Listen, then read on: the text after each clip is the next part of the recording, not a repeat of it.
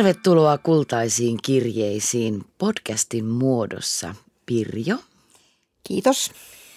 Haluatko esitellä itsesi vähän enemmän kuin etunimellä? Mä olen Pirjo Kivistö, 73 vuotta. Laitoit itsellesi 2 vuotta lisää. Mites noin kävi? En tiedä, ehkä ne oli, kun tuossa äsken keskusteltiin näistä ikääntymisen rajoista, niin jotenkin niin kuin pistin johonkin kategoriaan itteni, kun niistä kategorioista puhuttiin äsken. Se on totta, ja ihmisiähän ei voi kategorisoida.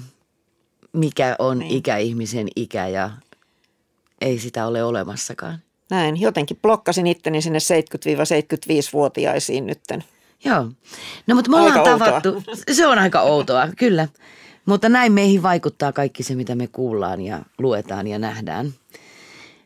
Me ollaan tavattu Kultaisten kirjeiden workshopissa Kannelmäessä. Pitäjänmäessä. Kato, minäkin menin. Minullakin tuli virhe. Tämä on hyvä. Tämä podcasti alkaa virheillä. Pitäjänmäessä. Niin mitä kokemuksia sulle jäi siitä? Se oli erittäin mukava kerta siellä eläkkeensaajissa.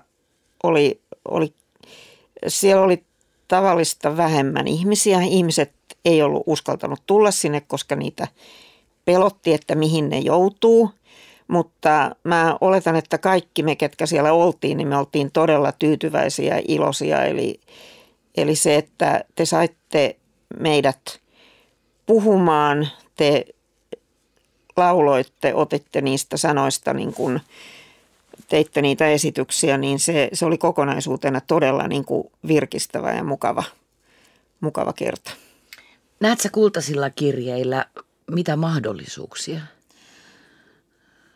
tällä hankkeella niin kuin ylipäätänsä? Joo, kyllä mun mielestä, koska se, että saa kirjoitettua asioita, niin se selventää päätä, se vie asioita eteenpäin ja itseäni mua harmittaa se, että mä olin ajatellut kirjoittaa kirjeen, mutta mä en sitten saanut sitä aikaiseksi. Eli se siitä jäi niin kuin harmitukseksi, mutta sille nyt ei voi enää mitään. Mikähän se syy oli, miksi et sä saanut kirjoitettua?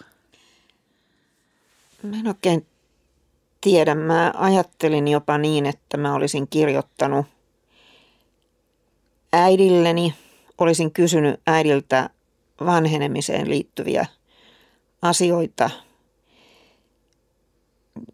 mutta tuo oli erittäin hyvä kysymys, koska äiti eli melkein 91-vuotiaaksi, mutta kun on kuitenkin tyttärenä 25 vuotta nuorempi kuin hän, niin asiat, niitä vaan ei osannut kysyä silloin, kun hän vielä eli, koska se vanheneminen tapahtuu silleen, niin kuin, miten se nyt on, kerroksittain, että me tullaan kuitenkin niin kuin perässä aina, niin ei osaa ennakoida niitä kysymyksiä.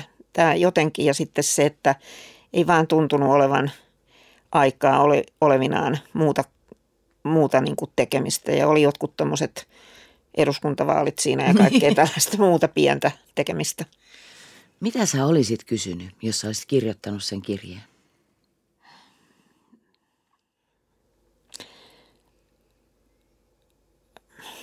Ehkä mä olisin osittain, tai sanotaan se näkökulma, mikä mulla siinä oli, niin jotenkin se, että mä olisin pyytänyt anteeksi, että minkä takia mä olin jossain vaiheessa niin kiireinen. Miksi mä saatoin tiuskia, että kyllähän tämä nyt on näin. En mä tiedä sitä, eikö tämä nyt, kyllä sun pitää toi ymmärtää, että jotain tällaista, että tavallaan se, että miten sen vanhenemisen ymmärtää vasta sitten, kun on itse vanha, eikä ymmärrä sitä, että se äiti on siinä vanha ja että mä olin ainoa ihminen, kuka hänellä oli. Oi, mua liikuttaa täällä ihan hirveästi.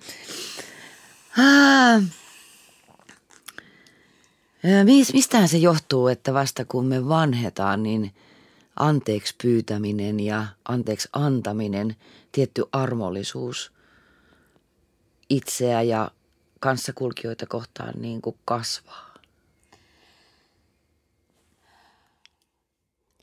Erittäin vaikea kysymys. Ehkä se on yksi tekijä. Siinä on tietysti se elämän kokemus ja se, että huomaa, että itsekin on tehnyt virheitä.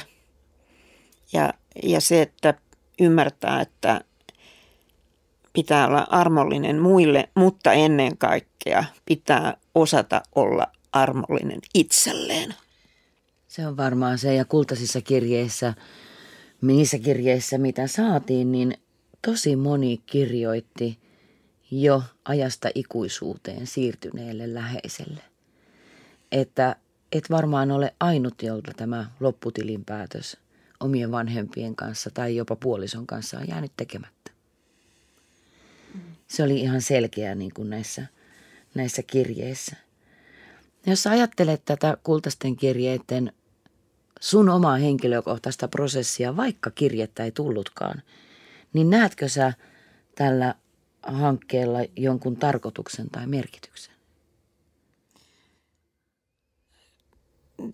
Sillä on sellainen tarkoitus, että tätä kautta saadaan ihmiset yhteen, saadaan ihmiset pohtimaan erilaisia asioita ja keskustelemaan niistä keskenään ja kokemaan niitä teidän musiikin kautta, koska se, että joku sanoo samat asiat ääneen, mitä sä itse oot miettinyt, sanoo vähän toisesta näkökulmasta, niin sitä kautta pystyy niin kuin ajattelemaan myös itse vähän toisesta näkökulmasta myös. Tavallaan se, että sellainen niin kuin vuorovaikutus ihmisten kanssa on erittäin tärkeää ja se, että ollaan yhdessä tilassa, jutellaan, koetaan jotain yhdessä, että tuossa puhuttiin tästä koronasta ja muusta, niin se, että se on ihan eri asia olla samassa tilassa ihmisten kanssa, hengittää samaa ilmaa, kuin se, että sä katot niitä ihmisiä sieltä niin kuin Teamsin tai Zoomin kautta. Että vaikka siinä on se on niin kuin semmoinen kokemuksen ja läheisyyden häive, mutta se, että sä oot samassa tilassa, hengität samaa ilmaa, niin se on se, mitä me ihmiset tarvitaan ja mikä mun mielestä tämän koronan jälkeen pitäisi oikeasti saada nyt niin kuin toimimaan, koska mulla on semmoinen pelko, että aika paljon ihmisiä jäi vaan niihin omiin koteihinsa tämän jälkeen ja niille jäi semmoinen niin kuin jarru päälle, että ne ei uskalla lähteä sieltä minnekään eikä ne uskalla tavata muita ihmisiä, kun on edelleen semmoinen niin kuin pandemian pelko ja muu. Että se ei ole hyvä, koska ihmisen ei ole hyvä olla yksin. Näihin sanoihin on hyvä päättää. Ihmisen ei ole hyvä olla yksin. Kiitos Pirjo.